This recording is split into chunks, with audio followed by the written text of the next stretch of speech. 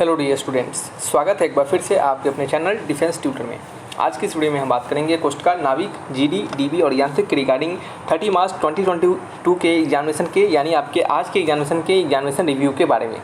तो जैसे कि आपको बता दें कि यहाँ पे आपको अर्जेंट अलर्ट जारी जो लिखा गया है या फिर आपको लिखा गया है इस बार कट ऑफ हाई होने वाला है, इन सभी चीज़ों के बारे में कंप्लीट डिटेल्स बताएंगे आपको कि क्यों ऐसा लिखा गया है, क्या है इसके पीछे रीजन, तो इसके बारे में आपको हम आगे बताएंगे। तो चलिए स्टार्ट करते हैं अपने इस वीडियोज़ को और बढ़ते हैं अपने इस रिव्यू के बारे में।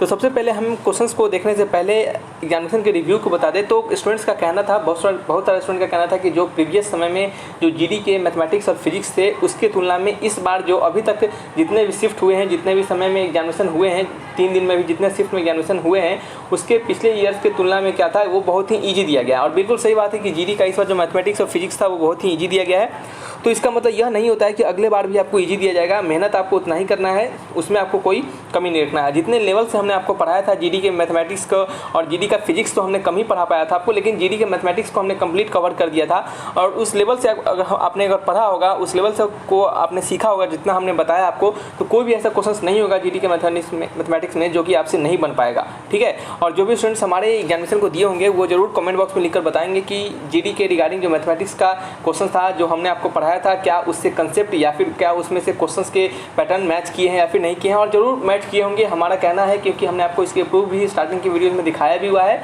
और मैच किया भी होगा। और आप सभी स्टूडेंट्स को हमारे द्वारा रिक्वेस्ट है कि आप सभी स्टूडेंट्स कमेंट बॉक्स में लिखकर जरूर बताएं ताकि स्टूडेंट लेवल को समझ पाएँ, स्टूडेंट उस लेवल तक पढ़ाई कर पाएँ। ठीक है, चलिए तो ये तो हमारा बात हो गया जीडी के रिगार्डिंग। और बात करते हैं डीबी का। तो सेक्शन 1 का जो डीबी था वो प्रीवियस समय में भी बिल्कुल कह सकते हैं कि नॉर्मल लेवल का था और इसमें भी नॉर्मल लेवल का था, लेकिन कुछ स्टूडेंट का कहना था कि सर किसी शिफ्ट में क्या था कि जो क्वेश्चन था वो थोड़ा सा टाइम टेकन वाला था। ठीक है, तो टाइम टेकने वाले क्वेश्चंस कभी कभी आ जाते हैं, तो उसके लिए परेशान आपको नहीं होना है। लेकिन क्वेश्चंस का अगर देखा जाए तो ओवरऑल कह सकते हैं कि मॉडरेट क्वेश्चन था और इजी क्वेश्चन था। ठीक है, टफ क्वेश्चन बिल्कुल नहीं था, बिल्कुल ना के बराबर टफ क्वेश्चन था। हम बात करते हैं अभी यहाँ पे कुछ एग्जामिनेशन रिव्यू को लेकर हमने आपको बता दिया। और स्टूडेंट को जो निकाला गया या फिर स्टूडेंट को कह सकते हैं कि जिनको एग्जामिनेशन देने नहीं दिया गया, वो सिर्फ उन्हीं स्टूडेंट को एग्जामिनेशन देने नहीं दिया गया जो कि क्या है आंख मूंद कर एग्जामिनेशन देने चले जाते हैं, जिनको कि बार बार हमने अपने वीडियोज़ के माध्यम से कितना बार हमने बताया है और भी अदर चैनल के लोगों ने आपको बताया है कि जब भी जाएँ तो आप पहले कम से कम जान तो ले कि एडमिट कार्ड में जब एग्जामिनेशन देने जा रहे हैं तो एडमिट कार्ड के साथ क्या क्या लेकर जाना है, कैसे क्या करना है, हर कुछ क्या करना है। हम कितने बार आपको हमने इस प्रकार से वीडियोस बना के बताया है, लेकिन आप सुनने के लिए रफ्तार नहीं है, तो फिर आपको वहाँ पे तो निकाला ही जाएगा। उसके लिए तो कह सकते हैं कि पूरा आपका जिम्मेवारी है कि आपको वहाँ पे निकाल दिया गया। लेकिन हम कहना चाहेंगे कि जब भी एग्जामिनेशन देने जाएँ तो एटलीस्ट कम से कम देख के जाएँ कि हाँ यार ये सब हमने पढ़ा है, ये सब हमारे टीचर ने बताया है, ऐसे करके जाना है, ऐसे सब काम करके वहाँ पर जाएंगे तो हमें कुछ परेशानी नहीं होगी। ठीक है, लेकिन फिर भी आँख मूंद के चले जाते हैं तो उसका कह सकते हैं कुछ नहीं किया जा सकता। अब हम बात करेंगे यहाँ पे कि बस इसी रीजन से स्टूडेंट को निकाला गया जिनका डॉक्यूमेंट वेरिफिकेशन सही से नहीं हो रहा था, जिनका क्लास 10 का मार्कशीट नहीं था, फोटो में कुछ इशू हो रहा था, मतलब इसी सब के बारे में, स्पेलिंग मिस्टेक्स, ये सभी चीज़ को लेकर के आ गया था, निकाला गया है स्टूडेंट को। ठीक है, एग्जामिनेशन देने नहीं दिया गया। बाद बाकी सारे एग्जामिनेशन अच्छे से कंडक्ट करवाया गया है अभी तक, और आगे भी आपके जो भी एग्जामिनेशन बचे हुए हैं उनका भी अच्छे से कंडक्ट करवा दिया जाएगा। ठीक है, चलिए बात करते हैं क्वेश्चंस के बारे में। तो ये एक क्वेश्चन था रीजनिंग का, ऐसा क्वेश्चन हमने आपको एनालॉजी में करवाया हुआ है। ठीक है, तो आपको ये क्वेश्चन अच्छे से आपको शायद समझ में आ जाना चाहिए कि इस क्वेश्चन में आपको क्या करना है। ठीक है, तो आप यहाँ पे देखेंगे कि इसमें क्या हो रहा है कि इसमें देखिएगा तो 36 में से 34 11 हम अब सभी किसी भी क्वेश्चंस के अभी हम रिव्यू दे रहे हैं, सॉल्यूशंस तो दे नहीं रहे हैं, सॉल्यूशंस के वीडियोस हम आपको प्रोवाइड करवाएंगे। जैसा कि आपको पता है कि पहले हम रिव्यूज दे देते हैं सारे के, फिर आपको सॉल्यूशंस प्रोवाइड करवाते हैं। ठीक है, तो इसमें आगे देखेंगे तो ये क्या है आपका -2 का डिफरेंस हो रहा है, इसमें कितना हो रहा है -4 का डिफरेंस हो रहा है, इसमें क्या हो रहा है -2 का -4 का, आगे क्या हो जाएगा बताइए, आगे -2 का हो गया, इसके बाद क्या होगा -2 का डिफरेंस मतलब आपका ये 22 हो जाएगा। ठीक है, तो इस प्रकार से क्या होगा हमारा ये क्वेश्चन बनेगा। एंटोनिम्स आपको पूछा गया था मॉडर्न का। मॉडर्न मतलब क्या होता है, जो कह सकते हैं कि अभी का हो, कैसे मतलब मॉडर्न हो, तो इसका क्या होगा पुरातन टाइम का। एंशिएंट आप इसके बारे में समझ सकते हैं कि जो एंशिएंट हो वो पुराना हो। ठीक है, who is the father of white revolution, white revolution के फादर किसे कहा गया है, ऐसा क्वेश्चन था एक। फिर आपको थोड़ा सा अनअकैडमी के बारे में बताना चाहेंगे हम। तो देखिए यहाँ पे अनअकैडमी आपके लिए सभी स्टूडेंट्स के लिए एनडीए के जो प्रिपरेशन कर रहे हैं उसके रिगार्डिंग जो अनअकैडमी में प्राइस राइज होने वाले हैं, जो कि 1 अप्रैल से आपको प्राइस राइज हो जाएगा। तो जो भी स्टूडेंट इस एनडीए एग्जामिनेशन के लिए इंटरेस्टेड हैं वो सभी अपना क्या करें, सब्सक्रिप्शन लेना स्टार्ट जरूर कर दें, क्योंकि वहाँ पे अगर अभी सब्सक्रिप्शन नहीं लेते हैं तो बाद में आपको 20% का इंक्रीमेंट देखने को मिलेगा। जब आप सब्सक्रिप्शन लेंगे तो आप वहाँ पे कैपिटल लेटर में DTN10 का कोड डालेंगे, जिससे कि क्या होगा आपको 10% का एडिशनल डिस्काउंट आपको देखने को मिलेगा। तो 1 अप्रैल से पहले जो भी एनडीए एस्पायरेंट जो हैं वो सब्सक्रिप्शन लेते हैं एनडीए के रिगार्डिंग, तो उन्हें क्या होगा 20% का प्राइस हाइक देखने को नहीं मिलेगा। लेकिन 1 अप्रैल यानी 1 अप्रैल के बाद यदि आप लेते हैं सब्सक्रिप्शन तो आपको प्राइस हाइक वहाँ पे देखने को मिलेगा। और साथ ही साथ सब्सक्रिप्शन लेते दौरान आप DTN का TTN10 का कोड डालें ताकि आपको 10% का एडिशनल डिस्काउंट मिल सके। आगे हम बात करते हैं इसी तरह CAPF, FCAT और CAPF के रिगार्डिंग CDS के रिगार्डिंग आप प्रिपरेशन कर रहे हैं या फिर NDA के रिगार्डिंग आप प्रिपरेशन कर रहे हैं, तो NDA के रिगार्डिंग अगर 6 मंथ का और 12 मंथ का सब्सक्रिप्शन लेते हैं तो आपको 6 मंथ का और 12 मंथ का SSB सब्सक्रिप्शन फ्री मिलेगा। उसी प्रकार इसमें अगर आप 3 मंथ, 6 मंथ, 12 मंथ का सब्सक्रिप्शन लेते हैं तो 3 मंथ, 6 मंथ, 12 मंथ का आपको सब्सक्रिप्शन फ्री मिलेगा। आगे बात करते हैं अगर आप NDA टारगेट 1 कर रहे हैं, यानी टारगेट अगर आपका NDA 1 का है जो कि अभी आपकी एग्जामिनेशन होने वाले हैं, उसके रिगार्डिंग अप्रैल 16 से 5 अप्रैल तक बैचेज स्टार्ट है, जिसमें आपको प्रीवियस ईयर क्वेश्चन बहुत ही इंपॉर्टेंट होता है, आपको पता होना चाहिए, और साथ ही साथ MCQ क्वेश्चन वहाँ पे आपको करवाए जा रहे हैं जो कि आपके लिए स्कोर बूस्टर बैच का काम करेगा। ठीक है, तो इंटरेस्टेड स्टूडेंट इसे भी जरूर ले, और लेते समय बैच याद रखिए कैपिटल में DTN10 का कोड डालें ताकि आपको एडिशनल 10% का डिस्काउंट मिल सके।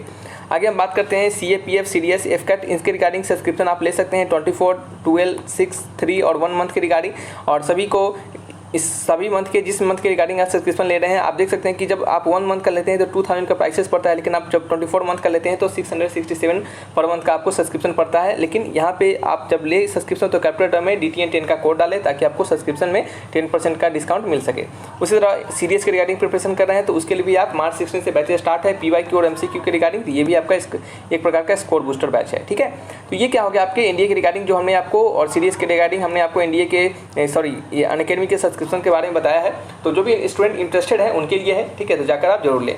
अगर हम बात करेंगे कि जो हमारा कह सकते हैं कि ये आगे जो क्वेश्चन पूछा गया था वो था सॉलिड से गैस में कन्वर्जन करने की प्रक्रिया को या फिर प्रोसेस को क्या कहते हैं, तो ये हमने आपको साइंस के अपने लेक्चर में बताया था, जिसे क्या कहते हैं सब्लिमेशन, SUBLIMATION सब्लिमेशन कहते हैं। ठीक है, जो कि क्या होता है डायरेक्ट सॉलिड से क्या होता है आपका लिक्विड में फॉर्म में कन्वर्ट कर देता है। जैसे कि आपने कैम्फर यानी कपूर के बारे में सुना होगा, कपूर में भी यही होता है कि वो क्या होता है जब जैसे ही इसको हम बाहर निकालते हैं तो वो डायरेक्टली सॉलिड से लिक्विड गैस सॉलिड से लिक्विड में नहीं, सॉलिड से डायरेक्टली गैसेस में कन्वर्ट कर जाता है। किसमें? सॉलिड से डायरेक्टली गैसेस में कन्वर्ट कर जाता है। तो कपूर भी एक प्रकार का क्या है सब्लिमेबल सब्सटेंस है। ठीक है, जो कि क्या होता है सॉलिड से गैस में कन्वर्ट करता है। और याद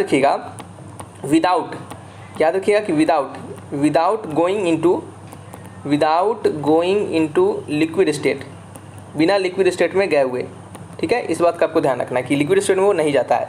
यहाँ पे लिखा जा रहा है कि डुरंत कप जो है वो किससे रिलेटेड है। ठीक है, तो ये भी सिंपल आपका ये क्वेश्चन पूछा गया था। यहाँ पे नेक्स्ट आपसे पूछा जा रहा है कि which compound has no chemical formula, इनमें से कौन से कंपाउंड का केमिकल फार्मूला नहीं है। तो सिंपल बात है कैल्शियम कार्बोनेट, क्या है calcium carbonate, CaCO3, sodium carbonate क्या है सोडियम बाइकार्बोनेट, तो आपका बाइकार्बोनेट में क्या होगा एक हाइड्रोजन आ जाएगा तो NaHCO3 हो जाएगा। ठीक है, तो याद रखिएगा कि ये सभी क्या आपके कंपाउंड है, तो इनके तो केमिकल फार्मूला होगा ही होगा। वाटर एक क्या है आपका कंपाउंड है जिसका कि H2O होगा, ये भी इसका केमिकल फार्मूला होगा। लेकिन आयरन क्या है एक प्रकार का एलिमेंट है, तो इसका सिर्फ क्या होगा आपका सिंबल होगा, इसका कोई केमिकल फार्मूला नहीं होगा आयरन का। ठीक है, तो इसका आंसर हो जाता है आपका आयरन, ऑप्शन नंबर 3। ठीक है, इस तरीके से। नेक्स्ट आपका क्या है कि ओजोन लेयर का प्रेजेंट होता है किस लेयर में, ये आपसे पूछा गया था कि ओजोन लेयर जो O3 होता है वो किस लेयर में प्रेजेंट होता है। फिर आपका क्वेश्चन था कि फर्स्ट सेक्शन में मैथ मॉडरेट था, फर्स्ट सेक्शन में क्या था मैथ मॉडरेट था स्टूडेंट्स का कहना है, और टाइम कम पड़ जा रहा था फर्स्ट सेक्शन में। पिछली बार 6 मिनट पहले इनका कहना था कि इनको टाइम कम पड़ जा रहा था, और पिछली बार जो थे यानी वो 6-7 मिनट पहले ही ये क्वेश्चंस को बना लिए थे।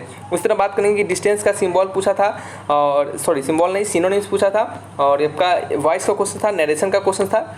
फिर क्या था आपका पैसेज में मॉनसून के बारे में था पैसेज, फिर पैसेज इजी था, मतलब इनका कहना है कि पैसेज इजी था। और पैसेज वैसे भी आपको इजी ही रहना चाहिए क्योंकि उससे आपका ये स्कोरिंग पॉइंट होता है पैसेज आपका। ठीक है, और फिर स्टडी ऑफ माउंटेन्स, माउंटेन की स्टडी को क्या कहते हैं ये पूछा गया था। बैरोमीटर में क्या भरा जाता है। अब देखिए याद रखिएगा हमने आपको कल भी कहा था कि जो भी आपके यहाँ पे क्वेश्चंस आ रहे हैं उसके बारे में थोड़ा आप एक्स्ट्रा भी खुद से पढ़ लीजिए, ताकि क्या हो आपको उससे रिलेटेड अगर नेक्स्ट टाइम में क्वेश्चंस आए तो आप उसको बना सके। जैसे कि प्रीवियस समय में था कि बैरोमीटर से एक रिलेटेड क्वेश्चन था कि ह्यूमिडिटी को मापने वाला यंत्र होता है उसे क्या कहते हैं। ठीक है, तो वहाँ पर भी आपको बैरोमीटर का यूज़ किया गया था, तो इस कारण से आपको यह याद होना चाहिए था। ठीक है, क्योंकि बैरोमीटर देख सकते हैं कि इस आज के जो हमारे 30 मार्च के जो एग्जामिनेशन थे इसमें बैरोमीटर से रिलेटेड क्वेश्चन पूछ दिया गया था, और 29 मार्च को यानी कल के दिनों में भी एक क्वेश्चन बैरोमीटर पे था। ठीक है, तो देख सकते हैं कि थोड़ा सा कह सकते हैं कि क्वेश्चन मैचिंग आ जाते हैं, समझ रहे हैं।